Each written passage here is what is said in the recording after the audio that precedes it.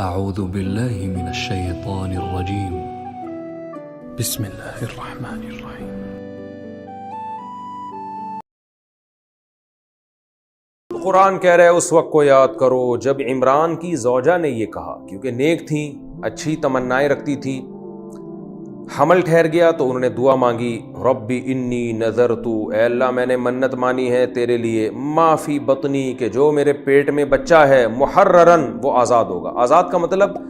دنیا کی ٹینشنوں سے اس کو آزاد کر کے بیت المقدس کی خدمت کے لیے وقف کر دوں گی، تیرے دین کی خدمت کے لیے وقف کر دوں گی۔ یہ مطلب ہے آزاد کا، کہ میرے پیٹ میں جو بچہ ہے اے اللہ وہ مکمل دین کی خدمت کے لیے وقف ہے، بیت المقدس کی رکھوالی کے لیے، اس کی صفائی کے لیے، اس کی خدمت کے لیے، اور اس جو دین برحق تھا عیسائیت یعنی یہودیت، اس کے لیے وہ وقف ہے بچہ۔ فتقبل منی، تو میری طرف سے اس منت کو قبول کر لے، انک انت السمیع العلیم، بے شک تو سننے والا اور جاننے والا ہے۔ یہ ان کے جذبات تھے کیونکہ اچھا خاندان تھا۔ فلما وضعتھا، اللہ فرماتے لیکن جب حضرت عمران کی زوجہ نے بچہ جنا ہے، قالت ربی انی وضعتھا انثی، حیران ہو کے کہنے لگی اے اللہ میں نے تو بچی کو جن لیا، میرا ارادہ تو یہ تھا لڑکا پیدا ہوگا، دین کی خدمت کرے گا، یہ تو بچی ہے۔ آگے اللہ اپنا کلام داخل کر رہے ہیں، واللہ اعلم بما وضعت، مریم کی ماں کو تو تعجب ہو رہا تھا کہ یہ کیا ہو گیا، لیکن اللہ خوب جانتا ہے کہ اس نے کیا جنا ہے، یعنی ایسی شخصیت کو جنا ہے جو ان کی توقعات سے بڑھ کر ثابت ہوگی، کیونکہ حضرت مریم کی والدہ کا یہ خیال تھا کہ لڑکا ہی ایسے کام کر سکتا ہے جس سے آخرت میں میرے لیے صدقہ جاریہ بنے اور اللہ کی کامل رضا حاصل ہو۔ ظاہر ہے لڑکیاں تو بیچاری محدود صلاحیتیں لے کے پیدا ہوتی ہیں اور ان کے گھریلو زندگی ہوتی ہے، تو وہ کچھ، اور پردے کے حکام ہوتے ہیں، وہ کچھ نہیں کر سکتی، لیکن اللہ فرماتے ہیں اللہ کو خوب معلوم تھا کہ اس نے کیا جنا ہے، یعنی یہ اشارہ ہے کہ جو ان کی توقعات تھیں اللہ کو پتا تھا کہ یہ بچی ان توقعات سے بڑھ کر ثابت ہوگی۔ وَلَيْسَ الذَّكَرُ كَالْأُنثىٰ، اور اللہ فرماتے ہیں وہ الف لام ڈلا ہے نا الذکر کے اوپر، اس کا مطلب ہے وہ مخصوص بچہ جس کی انہوں نے توقع کی ہوئی تھی، اللہ فرماتے ہیں وہ بچہ کالانثیٰ، اس بچی جیسا نہیں تھا، یعنی یہ بچی اس سے بھی افضل پیدا ہوئی ہے۔ وَلَيْسَ الذَّكَرُ، جس بچے کی انہوں نے توقعات کی ہوئی تھی حضرت مریم نے، جس لڑکے کی، کہ وہ سمجھ رہی تھی میرے پیٹ میں لڑکا ہے، تو وہ سمجھ رہی تھی کہ یہ لڑکا پیدا ہوگا، بیت المقدس کی خدمت کرے گا، دین کا کام کرے گا، بس اتنا ہی سمجھ رہی تھی، تو اللہ فرماتے ہیں کہ ان کو نہیں پتا تھا کہ وہ بچہ اس بچی جیسا نہیں تھا، یہ بچی اس سے کئی گنا آگے نکلے گی، کیونکہ اس کا اللہ اپنی آخری کتاب میں تذکرہ کرے گا اس بچی کا، اور اس کو بغیر شوہر کے اللہ معجزے کے طور پہ، کرامت کے طور پر ایک بیٹا دے گا، اور وہ بیٹا بنی اسرائیل کا پیغمبر بنے گا، اور اللہ تعالیٰ اسے قرب قیامت تک کے لیے زندہ رکھیں گے، آسمانوں پہ اٹھا کے رکھیں گے، اور قرب قیامت میں وہ محمد صلی اللہ علیہ وسلم کے امتیوں کی قیادت کرے گا۔ تو اتنے سارے فضائل، اور اس بچے کے ہاتھ پہ عجیب و غریب معجزے ظاہر ہوں گے، دنیا میں اربوں خربوں لوگ اس بچے کو فالو کریں گے۔ تو اس لیے اللہ نے فرمایا کہ حضرت مریم کی ماں کو معلوم نہیں تھا کہ جس بچے کی وہ توقعات، جس لڑکے کی وہ توقعات لگا کے رکھی ہوئی ہیں، وہ لڑکا اس لڑکی جیسا، اس کے برابر بھی نہیں ہو سکتا، یہ لڑکی اس سے بھی افضل ہے، لیکن چونکہ بظاہر ایسا ہی لگ رہا ہے کہ بچی پیدا ہو گئی، اب تو وہ میری ساری تمنائیں خاک میں مل گئیں، تو بظاہر ایسا ہی لگ رہا ہے، لہذا حضرت مریم کی ماں تعجب کر رہی ہیں، اللہ انی وضعتھا انثیٰ، میرے تو بچی پیدا ہو گئی ہے، لیکن اب ہو گئی ہے تو یہ بھی تیرے دین کی خدمت کے لیے وقف ہوگی، اور وہ کیسے وقف ہوگی؟ انی سمیتھا مریم، اے اللہ میں اس کا نام رکھ رہی ہوں مریم، مریم کا مطلب عبادت کرنے والی، کیونکہ میں اس کو عبادت پہ لگاؤں گی، نماز روزہ سکھاؤں گی اس کو، تو اس لیے میں نے اس کا نام ہی اس کے حساب سے رکھ لیا۔ وَإِنِّي أُعِيذُهَا بِكَ، اور اے اللہ میں اسے تیرے ذریعے سے پناہ میں دیتی ہوں، اس کو بھی اور اس کی پیدا ہونے والی اولاد کو بھی، کس سے پناہ میں دیتی ہوں؟ من الشیطان الرجیم، شیطان مردود سے، کہ اللہ اس کو شیطان اس کے قریب نہ آئے۔ حدیث میں آتا ہے رسول اللہ صلی اللہ علیہ وسلم نے ارشاد فرمایا کہ دو بچے ایسے ہیں جن کو شیطان نے ولادت کے وقت مس نہیں کیا، حدیث میں آتا ہے جب بھی کوئی بچہ پیدا ہوتا ہے شیطان اس کو لازمی چھیڑتا ہے جس سے وہ بچہ روتا ہے. لیکن یاد رکھیں شیطان کے چھیڑنے سے رونے کا مطلب یہ نہیں کہ یہ کوئی نقصان دہ ہے. ہر ایسی کام کی نسبت شیطان کی طرف کی جاتی ہے جو بظاہر نامناسب معلوم ہو. ورنہ بچے کا جو رونا ہے یہ پیدائش کے وقت یہ اس کی صحت کے لیے ضروری بھی ہے, مفید بھی ہے. اس کی بہت ساری مثالیں ملتی ہیں کہ لیکن چونکہ بظاہر ایک نامناسب کام ہے تو حدیث میں آتا ہے یعنی اس طرح کے جتنے بھی امور ہیں ان میں ان کی نسبت شیطان کی طرف کی جاتی ہے. یعنی بعض کام شیطان ایسے بھی کروا دیتا ہے جو اچھے بھی ہوتے ہیں لیکن شیطان اس کو سمجھ رہا ہوتا ہے کہ یہ تکلیف دے. لیکن بہرحال اللہ نے 2 بچوں کو شیطان کے مس سے بھی محفوظ کیا ہے, یعنی شیطان کے قریب بھی نہیں پھٹکا. ان میں نبی صلی اللہ علیہ وسلم نے فرمایا کہ حضرت مریم ولادت کے وقت شیطان ان کے قریب نہیں آیا, اور دوسرے حضرت عیسیٰ ابن مریم علیہ السلام وہ بھی جب پیدا ہوئے تھے تو روئے بھی نہیں تھے اور اللہ کی کبریائی انہوں نے بیان کرنا شروع کی جیسے کہ سورہ مریم میں. وَكَفَّلَهَا فَتَقَبَّلَهَا رَبُّهَا بِقَبُولٍ حَسَنٍ. اللہ فرماتے ہیں ہم نے اس بچی کو عمدہ طریقے سے قبول کر لیا. قبول کرنا کسے کہتے ہیں؟ اللہ جب کسی کو اپنے لیے قبول کر لے اور اللہ یعنی یہ فیصلہ کر لے کہ یہ میرے لیے ہے اور میں اس کو قبول کر رہا ہوں, تو آپ سوچیں کہ وہ اس کی کیا پھر حیثیت ہوگی اور اس کو اللہ کتنا نوازے گا. تو اللہ فرماتے ہیں ہم نے اسی بچی کو قبول کر لیا عمدہ طریقے سے. وَأَنبَتَهَا نَبَاتًا حَسَنًا, اور اس مریم کے رب نے اس کی پرورش کی بہترین طریقے سے. یہ پرورش جسمانی اعتبار سے بھی تھی اور روحانی اعتبار سے بھی, یعنی صحت کے لحاظ سے بھی بہت اچھی پرورش ہوئی آپ کی, اور عام بچوں سے زیادہ آپ کی اچھی صحت اور آپ کی اچھی پرورش, اور روحانی اعتبار سے یعنی اخلاق و عادات کے اعتبار سے بھی کہ جو بچوں کی طبیعت میں لالچ ہوتی ہے, بغض ہوتا ہے, کینہ, آپ ایک بچے کے سامنے دوسرے کی تعریف کریں وہ جیلیسی میں آنا شروع ہو جاتا ہے. تو یہ جو بچوں میں بد اخلاقیاں ہوتی ہیں تو حضرت مریم ان عیوب سے بھی پاک تھیں. وَكَفَّلَهَا زَكَرِيَّا, اور حضرت مریم کی کفالت کی حضرت زکریا علیہ السلام نے.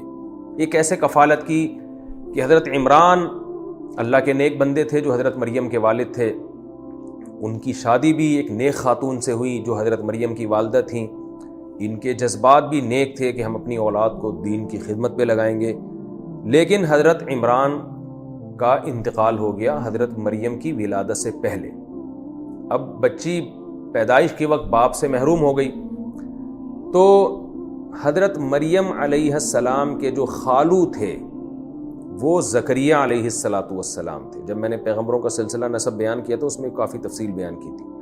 حضرت زکریا حضرت مریم کے جو والد تھے نا حضرت عمران, وہ بیت المقدس میں مسجد اقصی میں وہ امام تھے اور قوم کے مقتدی تھے, رہبر تھے, لوگوں کو واعظ و نصیحت کیا کرتے تھے. تو ان کے انتقال کے بعد حضرت زکریا علیہ السلام ایک مقتدی اور رہبر سمجھے جاتے تھے کیونکہ وہ تو پیغمبر تھے حضرت زکریا علیہ السلام. تو حضرت مریم کو لایا گیا بیت المقدس میں اور یہ مشورہ ہوا کہ اس بچی کی کفالت کون سا خاندان کرے گا, کیونکہ والد کا تو انتقال ہو گیا. تو سب کی خواہش یہ تھی کیونکہ یہ اونچے خاندان کی بچی ہے, نیک خاندان کی بچی ہے, تو جتنے بھی رشتہ دار تھے ہر ایک کی خواہش یہ تھی کہ ہم اس بچی کو پالیں گے. اب چونکہ جھگڑا ہو رہا تھا تو زکریا علیہ السلام نے یہ دعویٰ کیا کہ بھائی اس بچی کی جو خالہ ہے وہ میرے نکاح میں ہے, اور خالہ بھی ماں کی طرح ہوتی ہے. نبی صلی اللہ علیہ وسلم کی صحیح حدیث بھی الخالۃ بمنزلۃ الام, خالہ جو ہے ماں کی جگہ ہوتی ہے. تو گویا یہ میرے کفالت میں اگر یہ بچی آئے گی تو اس کو خالہ کی صورت میں ماں بھی مل جائے گی. لیکن لوگ نہیں مانے اس بات کو, قرآن اندازی ہوئی تو اللہ نے فیصلہ یہ کیا کہ زکریا علیہ السلام ہی کا نام نکلا اس قرآن اندازی میں. اور علماء کہتے ہیں عجیب طریقے سے ایک معجزاتی طور پر جب بھی قرآن ڈالا جاتا حضرت زکریا علیہ السلام کا نام نکلتا اس میں, یعنی اللہ کی منشا یہ تھی کہ زکریا علیہ السلام کی کفالت میں یہ بچی پلے بڑھے. تو اس طرح سے حضرت زکریا علیہ السلام کے پاس یہ بچی حضرت مریم علیہ السلام آ گئیں, اور حضرت زکریا علیہ السلام نے ان کی پرورش کرنا ایک سوتیلا باپ بن کے, اور ان کے خالو تو تھے ہی وہ پہلے سے, اس بچی کی پرورش کرنا شروع کی. فَتَقَبَّلَهَا رَبُّهَا بِقَبُولٍ حَسَنٍ وَأَنبَتَهَا نَبَاتًا حَسَنًا. آیت نمبر 37 یہ چل رہی تھی. حضرت مریم علیہ السلام کو ان کے رب نے اچھے طریقے سے قبول کیا اور اچھے طریقے سے ان کی پرورش کی. قبول کرنے کا مطلب حضرت مریم کی والدہ کا جذبہ تھا یہ بچی دین کے لیے میں وقف کر دوں، تو اللہ نے اس کو قبول کر لیا، یعنی ان سے دین کا کام لے لیا، ان سے عبادت کا کام لیا ان سے، اور ان کی عمدہ طریقے سے پرورش کی. عمدہ طریقے سے پرورش میں دو چیزیں داخل ہیں، میں بتا چکا ہوں، ایک جسمانی لحاظ سے بھی اور ایک روحانی لحاظ سے بھی. وَكَفَّلَهَا زکریا، اور زکریا علیہ السلام نے ان کی کفالت کی. قرآن اندازی ہوئی تھی، قلم ڈالے جاتے تھے دریا میں، تو یہ بہت سے مفسرین نے لکھا ہے کہ یہ انہوں نے طے کیا تھا جس کا قلم الٹا چلنا شروع ہو گیا مخالف سمت میں، تو اس قلم پہ جس کا نام ہوگا وہی اس کا کفیل ہوگا، یہ معجزاتی طور پر. تو وہ حضرت زکریا علیہ السلام کے لیے چلنا شروع ہو گیا، حالانکہ دریا کی روانی اس طرف تھی لیکن قلم دوسری طرف چلنا، تو جس قلم پہ زکریا علیہ السلام کا نام تھا وہ دوسری طرف چلنا شروع ہو گیا. کلما دخل علیہا زکریا المحراب، حضرت زکریا علیہ السلام نے اس بچی کی پرورش شروع کر دی، کیونکہ حضرت مریم کی خالہ حضرت زکریا علیہ السلام کے نکاح میں تھی. حضرت زکریا علیہ السلام جب بھی محراب میں آتے، یہ محراب کیا تھا؟ محراب کا مطلب یا تو وہی محراب جس کو آج بھی محراب کہا جاتا ہے، یعنی مسجد کا جو فرنٹ ایریا ہے وہ محراب، یا محراب سے مراد ان کا کوئی خاص عبادت خانہ. اصل میں محراب جو لفظ نکلا ہے نا، یہ حرب سے نکلا ہے. حرب کہتے ہیں جنگ کو. تو جنگ کے لیے خاص قسم کا کمرہ بنایا جاتا تھا بہت ہی عمدہ طریقے سے، وہ اس کا مرکز ہوتا تھا، تو اس لیے اس کو محراب کہا جاتا تھا. تو یہ لفظ پھر ہوتے ہوتے ہر وہ عمارت جس میں کوئی مخصوص کمرہ ہو اور وہ اس کا یعنی گویا کہ ایک طرح سے اس کا سینٹر ہو، یعنی اس کا خاص ایریا ہو وہ، تو اس کو بھی محراب کہا جاتا ہے. جیسے مسجد میں نہیں امام جہاں کھڑا ہوتا ہے تو وہ مسجد کا محراب سمجھا جاتا ہے. تو حضرت مریم علیہ السلام جس کمرے میں عبادت کیا کرتی تھیں وہ کمرہ مراد ہے، یا حضرت زکریا علیہ السلام جہاں عبادت کیا کرتے تھے وہ جگہ مراد ہے. کلما دخل علیہا زکریا، اچھا یہ آج بیت المقدس میں یہ چونکہ سارے واقعات ہوئے ہیں نا، تو یہودیوں نے ان چیزوں کو سب کو محفوظ رکھا ہوا ہے. آج بھی فلسطین میں جو بیت المقدس ہے، آپ وہاں پر محراب کبھی نشاندہی کی جاتی ہے. یہ وہ جگہ ہے جہاں حضرت مریم یا حضرت زکریا علیہ السلام عبادت کرتے تھے. اور جتنے قرآن میں جو واقعات ذکر کیے ہیں بیت المقدس سے متعلق، ان تمام چیزوں کی ایک تاریخی حقیقت ہے جو آج بھی لوگ جا کے ان کی زیارت کرتے ہیں، اور اس میں صداقت کتنی ہے، کتنی اس کی حفاظت ہوئی ہے، یہ اللہ ہی جانتا ہے. زکریا علیہ السلام جب بھی محراب میں آتے جہاں حضرت مریم عبادت کر رہی ہوتی تھیں، وجد عندها رزقا، تو حضرت مریم کے پاس ایک رزق دیکھتے، عجیب نوعیت کا رزق. قال یا مریم انا لکی ھذا، فرماتے ہیں مریم انا لکی ھذا، یہ تیرے پاس کہاں سے آ گیا؟ یہ کہاں سے آ گیا؟ دو وجہ سے تعجب ہو سکتا ہے. یا تو ایک یہ وجہ ہوگی کہ بے موسم کا پھل تھا، اس لیے کہہ رہے ہیں یہ کہاں سے آ گیا. یعنی یہ اس کی مثال ہے جیسے دسمبر میں آم مل رہے ہوں، تو اس زمانے میں تو فریز کرنے کا ایسا سیٹ اپ بھی نہیں تھا، سسٹم بھی نہیں تھا. وہ حضرت زکریا حیران ہوئے کہ یہ اس موسم میں کہاں سے آ گیا. اور ایک وجہ یہ بھی ہوتی ہے کہ حضرت زکریا علیہ السلام جب جاتے تو حضرت مریم جوان تھیں، ان کی حفاظت کے پیش نظر تالا لگا کے جاتے، بیت المقدس کو بند کر کے جاتے. تو جب واپس آتے تو ان کے پاس پھل رکھے ہوئے ہوتے، رزق رکھا ہوا ہوتا، حالانکہ کوئی جگہ نہیں تھی جہاں سے وہ رزق پہنچایا جا سکتا تھا. تو یہ بھی تعجب کی وجہ کہ یہ کیسے آ گیا آپ کے پاس. قالت، حضرت مریم فرماتی، ہوا من عند اللہ، کہ یہ اللہ کی طرف سے ہے، یعنی اللہ نے اپنی قدرت سے مجھے یہ رزق دیا، یہ کرامت ہے، اس کا کوئی ظاہری سبب نہیں ہے، اللہ کی طرف سے یہ عطا کیا گیا ہے. ان اللہ یرزق من یشاء بغیر حساب، اللہ چاہتا ہے جس کو چاہتا ہے بغیر حساب کے رزق عطا فرماتا ہے. حضرت زکریا علیہ السلام حیران ہوئے کہ بھئی نہ ایک چیز کا موسم ہے، نہ کوئی راستہ ہے یہاں تک رزق پہنچنے کا، مگر اللہ اپنی قدرت سے پہنچا رہا ہے. تو فوراً حضرت زکریا نے دعا مانگی. ہنالکا، یہاں ایسے موقع پہ، دعا زکریا ربا، زکریا نے بھی اپنے رب کو پکارا، ہاتھ اٹھائے دعا کے لیے. قالا، اور کہنے لگے، ربی حب لی من لدنک ذریۃ طیبہ، اے اللہ تو بھی مجھے اپنی طرف سے پاکیزہ ذریت، نیک اولاد عطا فرما دے. طیبہ کا معنی نیک، پاکیزہ، اچھی اولاد مجھے بھی عطا فرما دے. انکا سمیع الدعاء، بے شک تو دعاؤں کا سننے والا ہے۔ دیکھیں اصول یہ ہے کہ جو کام عادتاً ممکن نہ ہو، عادتاً کا مطلب یہ کہ اللہ کی عادت نہ ہو، وہ بظاہر یہی ہے کہ اللہ ایسے کام نہیں کرے گا۔ اس کی مثال ہے جیسے کوئی شخص پتھر کے بارے میں دعا مانگنا شروع کر دے، اے اللہ اس پتھر کو سونا بنا دے، اے اللہ اس پتھر کو سونا بنا دے۔ تو اللہ کی عادت نہیں ہے کہ پتھروں کو اللہ سونا بنائے۔ اگر آپ کو سونا چاہیے تو آپ ویسے دعا مانگیں، اللہ مجھے پیسہ عطا فرما دے تاکہ میں گولڈ خریدوں، یا کسی کو گفٹ کرنے کی توفیق عطا فرما دے۔ ایسی دعائیں مانگنا جو اللہ کی عادت نہیں ہے، وہ دعائیں مانگنا جائز نہیں ہے۔ اصول یہی ہے شریعت کا، جائز نہیں ہے، اور بعض صورتوں میں اس کا امکان تو ہوتا ہے تو، لیکن پھر بھی وہ بہت کم یعنی بہت کم امکان ہوتا ہے، تو پھر وہ دعا جائز تو ہوگی مگر وہ بھی بے ادبی کہلائے گی ایک قسم کی، کہ آپ کو پتہ ہے کہ ایک کام نہیں ہونا، آپ مانگ رہے ہیں، وہ ناممکن ہے ایک اسباب کی دنیا میں۔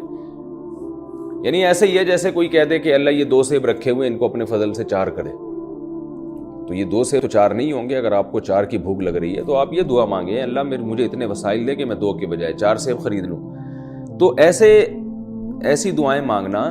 جو بالکل ایک عام سبب سے ہٹ کر ہوں، یہ دعائیں مانگنا خلاف ادب ہے۔ اس لیے علماء اس سے منع کرتے ہیں کہ اللہ یعنی ایسی دعا ہے کہ جیسے ایک آدمی کہہ رہا ہو اللہ میری مرغی کو سونے کے انڈے دینے کی توفیق عطا فرما دے تاکہ ایک انڈا مارکیٹ میں اتنے کا بکے۔ تو مرغیاں سونے کے انڈے نہیں دیتی ہیں، یہ اللہ کی عادت ہے۔ تو اس لیے حضرت زکریا علیہ السلام کا عام نارملی یہ دعا مانگنا کہ مجھے اولاد دے دے، یہ خلاف عادت تھا، کیونکہ بڑھاپے میں جب 90-95 سال عمر ہو چکی ہو، سر کے بال مکمل سفید ہو چکے ہوں، بیوی مکمل بانجھ ہو اور بوڑھی بھی ہو چکی ہو، اس عمر میں تو جو جوان عورتیں ہوتی ہیں جو بانجھ نہیں ہوتی، وہ بھی جب بوڑھی ہو جاتی ہیں ان کو اولاد نہیں ملتی، تو جو عورت پہلے سے بانجھ بھی ہو جب جوانی میں نہیں ملی تو 95-90 سال کی عمر میں کہاں سے ملے گی؟ تو نارملی یہ دعا مانگنا حضرت زکریا علیہ السلام کے لیے ایک خلاف ادب تھا کہ وہ اللہ تعالیٰ کہہ سکتے تھے آپ کو پتہ ہے اس عمر میں اولادیں نہیں ملتی۔ تو اس لیے حضرت زکریا علیہ السلام جوانی میں تو دعا مانگتے رہے، لیکن جب مایوس ہو گئے کہ بھئی بڑھاپا، اب تو بڑھاپا ہے اور بیوی بھی بانجھ اور بوڑھی بھی، تو اس وقت دعا مانگنا چھوڑ دی انہوں نے۔ لیکن جب حضرت زکریا علیہ السلام نے حضرت مریم کو دیکھا کہ بے موسم پھل مل رہے ہیں، تو قرآن کہتا ہے ہنالک، یہاں حضرت زکریا علیہ السلام نے اللہ سے دعا مانگی۔ کیا مطلب؟ کہ اے اللہ تو کچھ کرنے میں سبب کا محتاج نہیں ہے، تو جب مریم کو بغیر موسم کے پھل دے سکتا ہے اور تیری طرف سے یہ ایک معجزہ ظاہر ہو سکتا ہے، تو میرے لیے بھی تو ہو سکتا ہے نا، تو میرے لیے بھی یہ ہو سکتا ہے، مجھے بھی بڑھاپے میں اولاد دے سکتا ہے تو، کیونکہ تو کچھ کرنے میں سبب کا محتاج نہیں ہے۔ تو علماء اس آیت کے تحت لکھتے ہیں کہ نارملی ایک ایسی دعا مانگنا جو بالکل اس کی کوئی لاجک ہی نہ بنتی ہو، وہ بے ادبی ہے، لیکن کوئی خاص واقعہ اگر ہو جائے تو اس واقعے کا واسطہ دے کے اللہ سے دعا مانگی جا سکتی ہے کہ اللہ یہ بھی تو ہو رہا ہے نا، جب جو تو کر رہا ہے تو اس کا مطلب کہ تیری رحمت جوش میں آئی ہوئی ہے۔ اور حضرت مریم سے تو حضرت زکریا علیہ السلام کا ایک رشتہ بھی تھا کہ میری کفالت میں جو بچی پل رہی ہے اللہ تو اس کے ساتھ یہ کرامت کا معاملہ کر سکتا ہے، تو میرے ساتھ، میں تو پیغمبر ہوں، میرے ساتھ تو کیوں معاملہ نہیں ہو سکتا؟ تو اس لیے بعض دعائیں ایک عام حالات میں تو خلاف ادب ہوتی ہیں، لیکن خاص اللہ کی رحمت کا کوئی واقعہ ہوا ہو تو اس موقع پر پھر وہ ادب کے خلاف نہیں رہتی، بلکہ اس میں قبولیت کا امکان زیادہ ہو جاتا ہے۔ اس لیے علماء کہتے ہیں اگر آپ کوئی خاص واقعہ دیکھیں نا اللہ کی رحمت کا، بالکل ہی ایک عام اسباب سے ہٹ کرو، تو ایسے موقع پہ اپنے لیے وہ دعائیں مانگ لینی چاہیے جن دعاؤں کا آپ کو عام حالات میں یہ ہو کہ شاید قبول نہیں ہوں گی، تو وہ دعائیں مانگ لینی چاہیے۔ لیکن پھر بھی اس قسم کی دعائیں مرغی سونے کا انڈا دے اور یہ تو پھر بھی بے ادبی کی باتیں، تو ایک ایسی دعا جس کا آپ کو خیال تھا کہ قبول نہیں ہو رہی، تو ایسے موقع پہ وہ دعا مانگ لینی چاہیے۔ حضرت زکریا علیہ السلام نے فرمایا اللہ مجھے نیک ذریت عطا فرما، بے شک تو دعاؤں کا سننے والا ہے۔ فنادتہ الملائکۃ، فرشتوں نے پکارا حضرت زکریا کو، وہو قائم، حضرت زکریا علیہ السلام کھڑے ہوئے تھے، یصلی فی المحراب، اور محراب میں نماز پڑھ رہے تھے۔ نماز کے دوران فرشتہ وحی لے کر آیا، اور کیا فرشتے وحی لے کر آئے، اور کیا وحی لے کر آئے؟ ان اللہ یبشرک، کہ اے زکریا اللہ آپ کو خوشخبری سناتے ہیں، بی یحییٰ کی، یعنی بچہ پیدا ہوگا جس کا نام بھی اللہ نے پہلے سے بتا دیا، یحییٰ نام ہوگا، مصدقاً تصدیق کرنے والا ہوگا، سچا قرار دینے والا ہوگا، بکلمۃ من اللہ، اللہ کی طرف سے جو کلمہ ہے اس کی۔ کلمے سے مراد کیا ہے؟ حضرت عیسیٰ علیہ السلام، یعنی حضرت یحییٰ علیہ السلام تو عمر میں بڑے ہیں نا، حضرت عیسیٰ تو بہت بعد میں پیدا ہوئے حضرت مریم کے بدن سے، لیکن حضرت عیسیٰ علیہ السلام کو اللہ نے چونکہ بغیر باپ کے پیدا کیا تو بہت سے یہودیوں نے آپ پر معاذ اللہ حضرت مریم پہ زنا کی تہمت لگائی اور معاذ اللہ حضرت عیسیٰ کو ولد الزنا کہا۔ تو اللہ نے حضرت عیسیٰ کی ولادت سے پہلے حضرت یحییٰ کو پیغمبر بنا کے بھیجا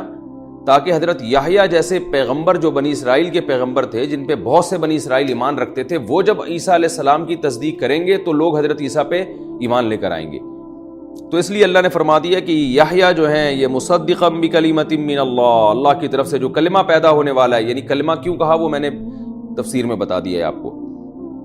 تو ان کی تصدیق کریں گے، ان کو سچا پیغمبر قرار دیں گے، وسیداً قوم کے سردار ہوں گے، وحصوراً، حصور کہتے ہیں اپنے آپ کو روک لینا۔ اس آیت کی اس لفظ کی تفسیر میں علماء کی دو رائے ہیں۔ جو جمہور علماء ہیں وہ حصوراً اس لیے وہ اس کے قائل ہیں کہ حضرت یحییٰ علیہ السلام نے جائز خواہشات سے بھی اپنے آپ کو بچایا ہوا تھا، یعنی دنیا کی طرف اتنی بے رغبتی، دنیا سے اتنی بے رغبتی کہ جو جائز خواہشات ہوتی ہے نا اس کی طرف بھی ان کی توجہ نہیں تھی، یہاں تک کہ نکاح بھی نہیں کیا انہوں نے،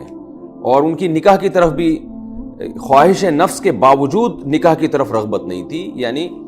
یہ اس کو دنیا کے بکھیڑے سمجھتے تھے وہ، یعنی اتنے زیادہ عبادت گزار اور رہبانیت ان کی طبیعت میں تھی، اس لحاظ سے ان کو حصور کہا گیا کہ وہ مبالغہ کا صیغہ ہے نا، اپنے آپ کو روکنے والے۔ پھر اس نظریے پر جو اشکالات ہوتے ہیں کہ بھئی نکاح تو ایک پسندیدہ چیز ہے اور جائز خواہشات سے اپنے آپ کو روک لینا تو یہ تو کوئی زیادہ کمال کی بات نہیں ہے، تو اس کی علماء نے مختلف قسم کے جوابات دیے ہیں۔ ایک جواب تو یہ دیا گیا بھئی نکاح پچھلی امتوں میں نکاح کرنا کوئی فضیلت کی چیز نہیں تھی، نکاح سے بچنا زیادہ فضیلت کی چیز تھی، لیکن یہ جواب اتنا مزیدار نہیں ہے۔ بعض علماء نے یہ بھی کہا ہے کہ حضرت یحییٰ علیہ السلام کا اپنے آپ کو نکاح سے روک لینا اور نکاح کی طرف رغبت نہ ہونا، رغبت سے مراد یہ کہ یعنی ایک خواہش کے باوجود، جو ایک مرد میں خواہش ہوتی ہے اس کے باوجود بھی نکاح کی طرف رغبت نہ ہونا، یعنی اپنی خواہشات کو کچل دینا۔ تو یہ جو تھا یہ پچھلی امتوں میں ان لوگوں کے لیے تھا کہ جن کو نکاح سے، جو اللہ کی عبادت میں اس درجے مشغول ہوں کہ یا اللہ کی محبت میں ایسے ہو چکے ہوں کہ ان کو یہ ڈر ہو کہ اگر ہم نکاح کریں گے تو بیوی کے حقوق ہم سے ادا نہیں ہوں گے، اللہ کی محبت کا اتنا غلبہ ہو۔ تو حضرت یحییٰ علیہ السلام ان لوگوں میں شامل تھے کہ ان کو یہ معلوم تھا، ان کا یہ اپنے بارے میں خیال تھا کہ اگر میں نکاح کروں گا یا جائز خواہشات کی طرف جاؤں گا تو اللہ کی محبت جس درجے میرے دل میں ہے اس میں غفلت پیدا ہو سکتی ہے اور میں بیوی کے حقوق نہیں ادا کر سکتا۔ تو یہ ان علماء کا قول ہے جو حصوراً کا یہ مطلب بیان کرتے ہیں کہ جائز خواہشات سے بھی اپنے آپ کو روکنے والے، اس لیے کہ ناجائز سے تو ہر پیغمبر اپنے آپ کو روکتے ہیں نا، تو پھر حضرت یحییٰ کی خصوصیت کیا ہوئی کہ وہ حصور تھے؟ اگر ہم یعنی اس آیت کا یہ مطلب بیان کریں کہ حصور کا مطلب ہے ناجائز خواہشات سے اپنے آپ کو روکنے والے، تو وہ تو ہر پیغمبر اپنے آپ کو برائی سے روکتے ہیں، لیکن اللہ نے حضرت یحییٰ علیہ السلام کی صفت میں جو حصور بیان کیا تو اس کا مطلب یہ کہ ذرا بھی طبیعت میں طمع اور لالچ نہیں، اور ذرا بھی دنیا کی طرف رغبت نہیں، یعنی دنیا کو ایسا مسافر خانہ سمجھتے تھے کہ بہت زیادہ اس سے غفلت تھی اور اللہ کی طرف میں اعلان تھا۔ تو یہ بہرحال ایک وصف ہے اور ایک کمال ہے، ہر پیغمبر کو اللہ نے ایک خاصیت عطا فرمائی ہے، جیسے موسیٰ علیہ السلام کو اللہ نے کلیم اللہ بنایا اور یوسف علیہ السلام کو بے پناہ حسن دے دیا اللہ تعالیٰ نے، اور آدم علیہ السلام کو تمام پیغمبروں کا اور تمام انسانوں کا باپ بنایا، نوح علیہ السلام کو لمبی عمر عطا فرمائی، تو ہر پیغمبر کو اللہ نے ایک خاصیت دی ہے۔ تو اسی طرح یحییٰ علیہ السلام کی خاصیت یہ تھی کہ ان میں دنیا سے بے رغبتی والا عنصر بہت زیادہ تھا، دنیا کو مسافر خانہ سمجھنا اور اللہ کی محبت میں اس قدر اللہ کی محبت میں آگے بڑھ جانا کہ دنیا کی طرف رغبت ہی ختم ہو جائے، یہ عنصر بہت زیادہ تھا، تو اس لیے حضرت یحییٰ علیہ السلام کو حصور کہا ہے۔ لیکن بعض علماء اس طرف بھی گئے ہیں کہ نہیں بھائی، یہاں حصور سے مراد ناجائز خواہشات سے اپنے آپ کو روکنا ہے، جائز خواہشات سے روکنا نہیں ہے، اور اس سے مراد یہ نہیں ہے کہ وہ نکاح کی طرف رغبت بھی نہیں تھی، نکاح بھی نہیں کیا، کیونکہ نکاح کی فضیلت تو تمام پیغمبروں سے ثابت ہے، اس امت سے بھی اور پچھلی امتوں سے بھی، تو نکاح کی فضیلت نہ ہونے پر ہمارے پاس کوئی دلیل نہیں ہے۔ تو ان علماء کی جماعت پھر یہ آیت ہے اس کا یہ مطلب بیان کرتی ہے کہ یہاں حصور سے مراد ہے ناجائز خواہشات سے اپنے آپ کو روکنے والے تھے. سوال پھر لوٹ کر آتا ہے یہ تو ہر پیغمبر اپنے آپ کو ناجائز خواہشات سے روکتے. تو اس کا جواب یہ ہے کہ ناجائز سے تو ہر پیغمبر اپنے آپ کو روکتے ہیں، لیکن طبعی میلان بہرحال ناجائز کی طرف ہر ایک کا ہو سکتا ہے. بعض چیزیں ایسی ہیں جن کی طرف طبعی میلان ہوتا ہے. جیسے یوسف علیہ السلام کو جب عزیز مصر کی بیوی نے دروازہ بند کر کے زنا کی دعوت دی ہے تو حضرت یوسف علیہ السلام بچ نکلے، لیکن قرآن کہتا ہے وَلَقَدْ هَمَّتْ بِهِ وَهَمَّ بِهَا. جیسے عزیز مصر کی بیوی کے دل میں برائی کا خیال آیا تو خیال کی حد تک یوسف علیہ السلام کے دل میں بھی آیا تھا، لیکن انہوں نے اس خیال پہ قابو پایا اور اپنے آپ کو جو ہے کمرے سے فرار ہونے کی کوشش کی، یہ کہہ کے کہ اِنَّهُ رَبِّي أَحْسَنَ مَثْوَايَا، کہ وہ میرا رب ہے جس نے مجھے اتنا اچھا ٹھکانہ دیا، میں اس کی نافرمانی کیسے کروں. تو ان کا میلان ہوا تھا لیکن اپنے آپ کو انہوں نے اللہ کی توفیق سے بچا لیا. جبکہ حضرت یحییٰ علیہ السلام کو اللہ نے ایسا بنایا تھا کہ ناجائز کی طرف ان کا میلان ہی نہیں تھا، یعنی اپنے آپ کو بچاتے تو تھے برائی سے، لیکن ایک جو برائی کی طرف جو پہلی دفعہ انسان کا میلان ہوتا ہے نا وہ بھی نہیں تھا. یعنی اتنے پاک دامن تھے اور آخرت کا اتنا خوف اور اللہ کی محبت اتنی زیادہ تھی کہ ناجائز کی طرف دل میں وسوسے کی حد تک بھی آپ کے دل میں ارادہ نہیں پیدا ہوتا تھا. تو یہ تفسیر میری نظر میں راجح ہے کیونکہ اس سے تمام آیات اور احادیث میں تطبیق ہو جاتی ہے. باقی دونوں تفسیریں وَسَيِّدًا وَحَصُورًا، جسے ہم کہتے ہیں نا نیک. آج کل بھی آپ کو ایسے بچے نظر آئیں گے جو